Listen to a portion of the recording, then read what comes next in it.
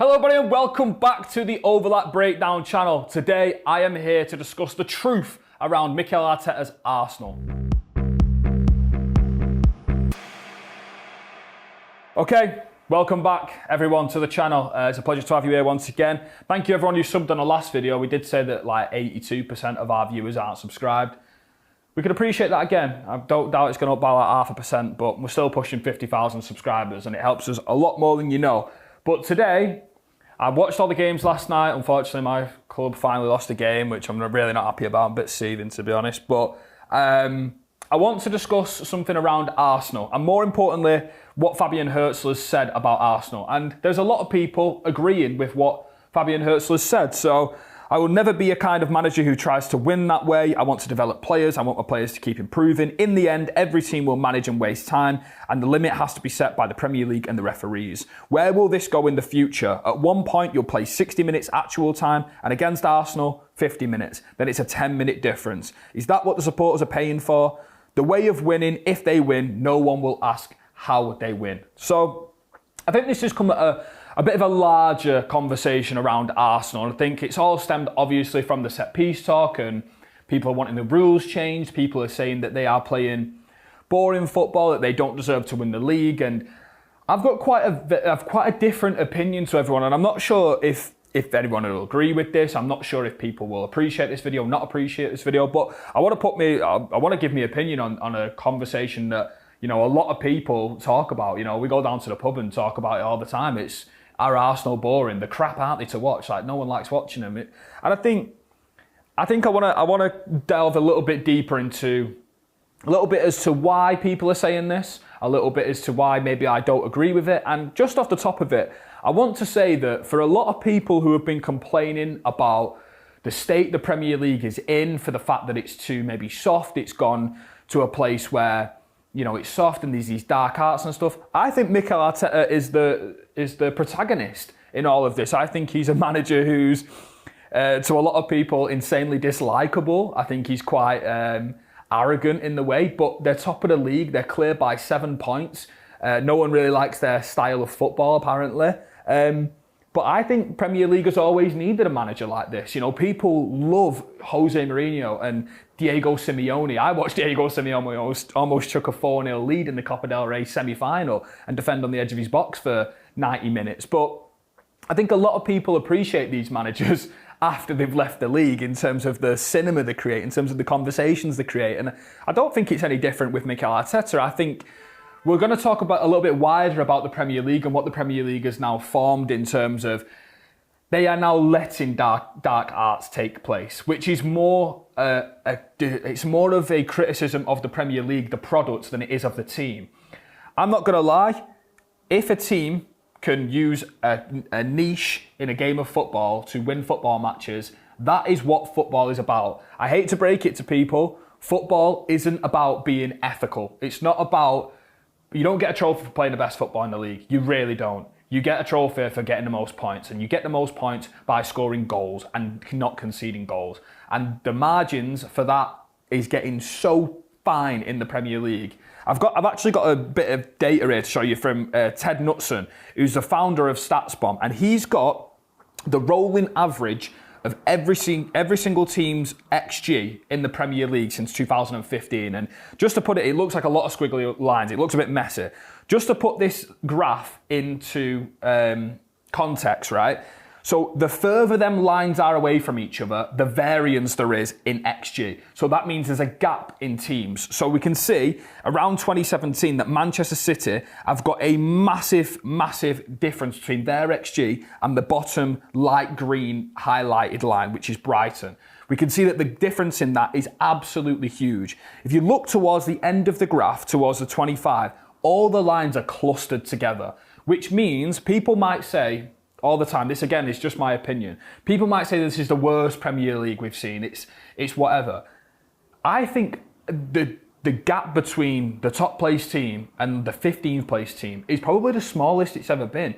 Anyone can beat anyone in the Premier League. That doesn't mean that Arsenal are comfortably by far the best Premier League team in the season. That just means that they are the best of a bunch. And that bunch is very, very bunched up together. Going off that bit of data we've just shown you from StatsBomb, I think we've now reached a point where games are the finest of margins, and the things you have to do to win them points and to win them games are stuff like long throw-ins and corners. This segment is brought to you by Microsoft Copilot as part of a partnership with the Premier League.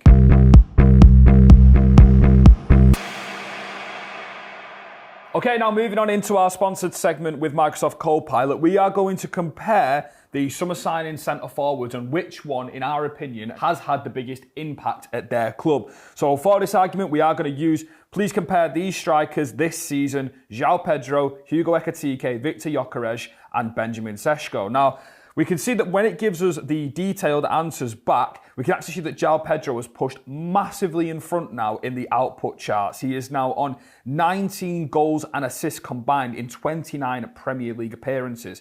And just factoring in his goals per 90 number, we can see that he's averaging 0.59 goals per 90, which if you just discard the assists and what he's doing in open play for Chelsea, he's actually got the most goals per 90 out of them four summer signing strikers. And I think it's really interesting when you look at him and what he's done at Chelsea, especially under Liam Rosenior since he's come in. And I will go on just a little bit to talk about how he's got the best out of him. But he's actually getting involved less in the build-up for Rosenior. He's doing less of the dribbling stuff. He's doing less of the passing, less of this wall passing. And he's becoming more of a penalty box number 9. Some of the finishes against Villa are proper number 9 finishes. And this is all without even taking into account how much of a fluid player he is, how much he can play as a second number 9. But I think he's become that truer number 9. And if we look at the goals per 90, we can see that he's got 0.59, and the second highest is actually Benjamin Sesko with 0.56 goals per 90. He's actually joint with Hugo Ekitike, and Victor Gyökeres coming in fourth with a 0.48 goals per 90. Now, a key thing to keep in mind here when we're talking about João Pedro to Chelsea is he actually cost them £55 million, which in theory, when you look at the signings that have been made across Europe and across the Premier League for these number 9s to score, assist, that's one of the cheaper and best pound-for-pound deals in the summer now looking at it, because it's right up there. He's got 19 goals and assists in 29 appearances. He's got more goals and assists than anyone in this reading right here. And I think he's just pound for pound been the best number 9 so far in the Premier League out of all the big 6 that have signed one. And I think Chelsea got a little bit of scrutiny, but they went back to the bread and butter, went for a Premier League number 9, and under Liam Rosenior now he's pushing the back line backwards, and he's not playing as this false 9, he's not playing as this second striker, this number 10, and I think it's quite interesting what he's been doing. So if we have it like this, when Chelsea have actually got into the attacking third, we've often seen Chelsea push their 2 full-backs or 2 players narrower inside the pitch like this, and we often get this 2-2 with 5 in behind the number 9. Now, we saw this a lot and we've covered it a lot on the channel, and I think what actually happens here is when João Pedro is pinned up against the back line like this, and you have got them 5 players behind, you actually get a lot of situations where he can do the link-up play, and he can play with his back to goal and bring these others into play around him, the full-backs who narrow in the pitch. But then it also means he can play 1v1 against the centre-half. And with these players bombing in behind the defence, it gives him a lot more space and a lot more room to work with as a natural number 9. And I think it's quite interesting when you look at, obviously, Chelsea signed Liam Delap and the profile that Liam Delap was supposed to be and the profile that, in my head, João Pedro was. It's really interesting that he's become the more natural number 9 and he's become a pure goal scorer. Both feet. I watched the 2 games that he's played at the Emirates and the Cup and most recently in the Premier League. Some of his outball, some of the way the ball sticks to him, the way he's almost got like a Velcro touch, which is really interesting because before Liam Rosenior coming in, I thought he was a bit scrappy and he didn't put the ball down with much confidence. But now it looks like the ball's glued to him. He's creating goals. He's getting on the end of chances. The 2 goals he scored against Villa, 2 of the 3 goals he scored against Villa, proper number 9 play, attacking the 6-yard box. The way he's getting some of these finishes, the variety of the finishes, he looks like a proper, well-rounded Premier League number 9. And massive credit to Chelsea, who get a lot of stick in the transfer market, but they've gone and pulled one of the best strikers out in the Premier League this season for £55 million. And he's now got 19 goals and assists in the Premier League. So for me, he's my pick for the pound-for-pound best striker signing in the Premier League this season. 30 seasons of data, all at your fingertips. For every moment that makes you a fan, from club history to your favourite players, go to the Premier League Companion, powered by Copilot in the Premier League app. Okay, so on your screen right now, I'm going to show you the 25-26 Premier League set-piece goals, game state changing goals, which basically means goals that are scored to equalise or to put a team in front. And on that graph right now, we can see that Arsenal have scored 14 corner goals to put them one goal ahead of the opposition they're playing against. Now, given what I've just said to you about how hard it is to be in front in the Premier League this season, given how bunched up it is, how much quality there is in the Premier League from team to team. Look at the likes of Nottingham Forest, who just got a point at Man City. Look at West Ham. Look at the players they've got. Nottingham Forest have got a player who's being touted for a £100 million move this summer. That is a player who is playing in a relegation battle. So that is just putting into context how good this league is at the moment in terms of the group of teams. So if you look at that, we can see that Arsenal have had 14 to go one ahead. The team that is at the very, very bottom of this graph is Manchester City.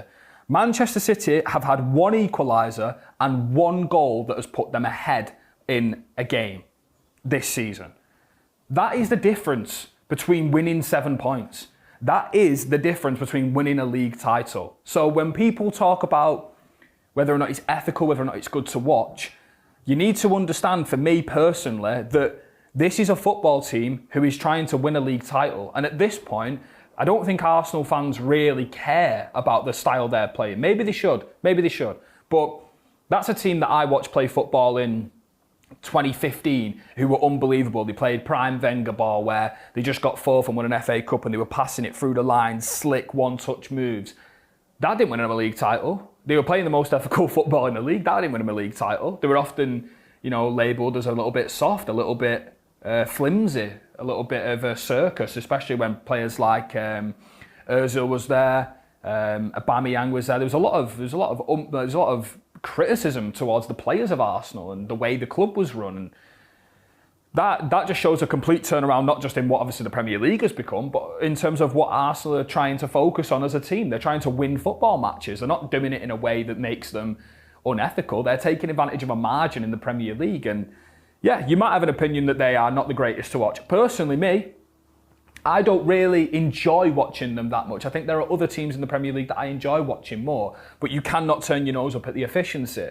To be honest, when I watch Arsenal now, I see a lot of movements from Declan Rice or Zubimendi, a lot of rotations in deeper areas. I mean, I think a lot of people have often spoke about how their 22-23 team was a very free-flowing football side, and they didn't get there just by a glance. They didn't get the league title, and I do think that has scarred Arteta somewhat. I don't doubt that. I think this team has got a lot of fluidity in it in terms of the positional rotations. We see a lot of Declan Rice, Zubimendi here, the fullbacks are crashing these inside channels here. But I think a lot of it is down to the profiles that are there and some of the shopping that has been done for Arsenal. I just don't think they're the most exciting profiles. I think they've gone for tall fullbacks who can attack areas of space in behind. I'm looking at Hincapié, Calafiori. These are both long-legged, big lads who are very powerful in their dueling, who can run fast, who have got a little bit about them in the final third.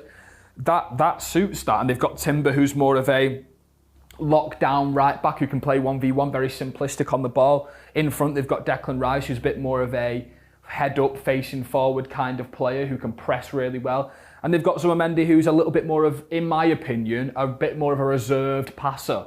And I think I do have a feeling about Arsenal that they do use the corners and they do use the set pieces to get in a leading game state in the game. They use the set pieces to break open a league that is very, very neck and neck, as we've just shown you on that stats bomb graphic. It's very, very, very, very tight in there. So the difference between these games is that tight. When we're seeing City drop points at home to Nottingham Forest, we're seeing them go 1-0 up, then concede, then go 2-1 up, then concede, get pegged back all the time. And I think in games when the margins are too tight, yes, Arsenal do drop points, but I do think it's wrong to label this team as one that doesn't deserve to win a league title or what.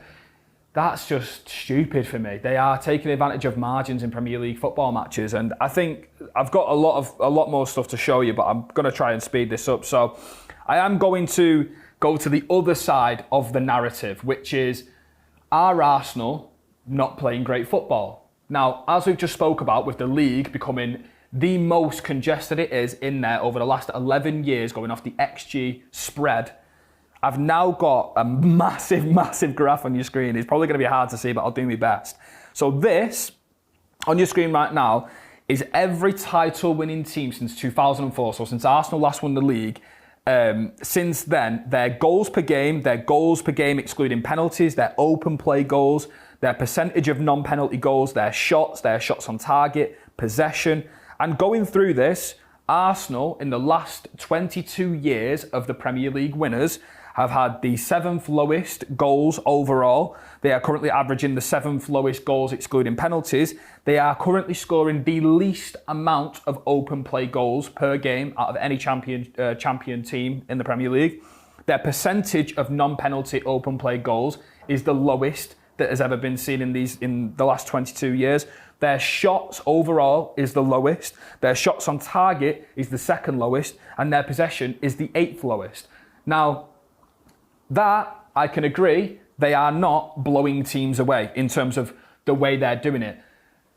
I do think there are certain things in this Arsenal team where they do leave a lot to be desired, that I do think they could take the extra risk. When they signed a player like Eze, I did think that was going to be a little bit more of a shift to this off-the-cuff, chance-creating, shooting from distance, crossing from wide.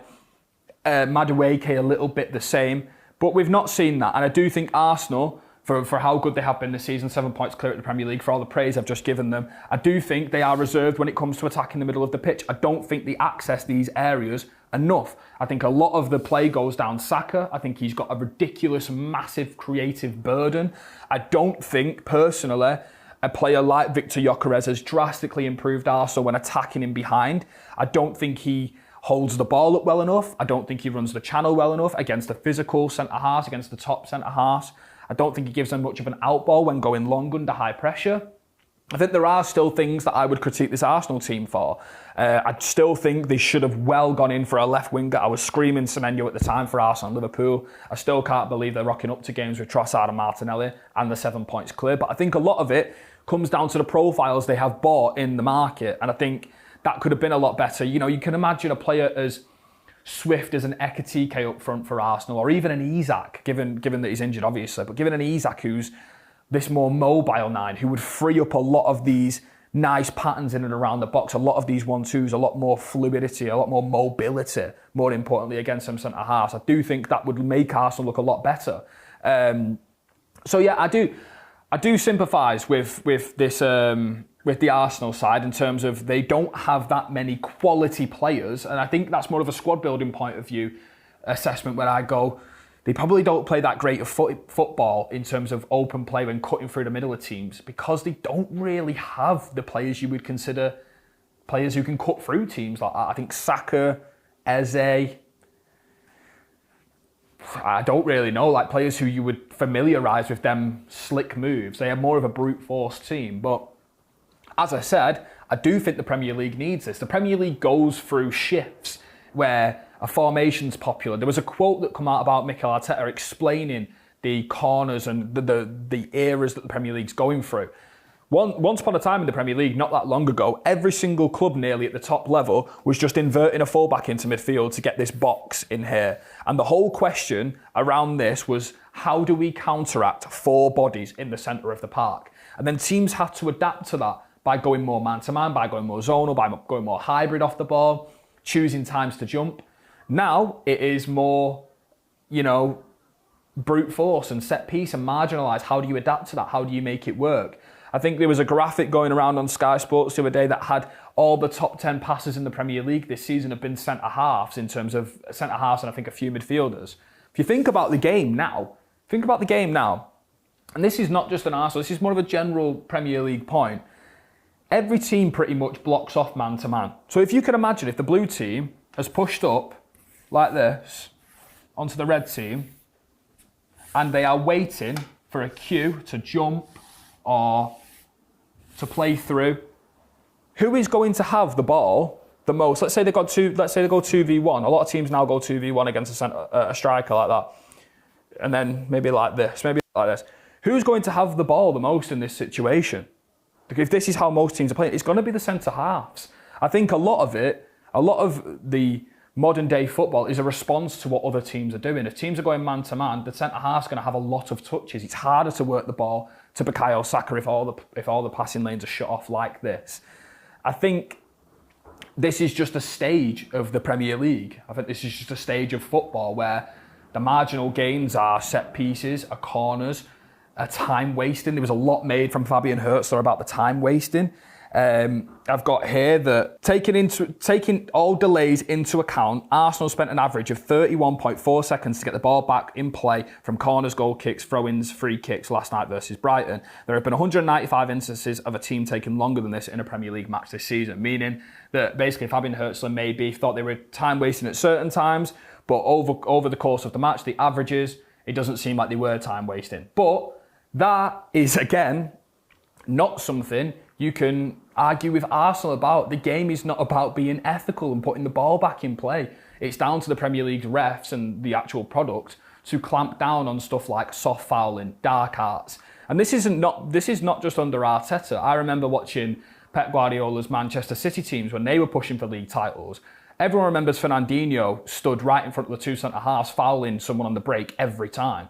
Dark arts are a part of the game. They just come in different shapes and forms. And I think that is Arsenal's version of dark arts. And until the Premier League does clamp on that, they're going to take advantage of the fine margins. Because again, as I've said, it's not about being ethical, it's about winning points. And if they think that's the best way to win points, so be it. And they are winning points because the 7 points clear at the top of the table. But yeah, and I think last one, just before we wrap up, I've got the league leaders from the top 5 European leagues this season. So we can see Arsenal, Inter, Bayern, PSG and Barcelona. So on your screen right now, we've got goals, XG, goals minus pens, non-penalty XG, open play goals, open play XG, percentage of non-pen goals, shots on target, possession. And we can see that Arsenal rank the lowest in Europe's top 5 leagues for all of these stats across all the league leaders, with Inter and PSG roughly coming in about second.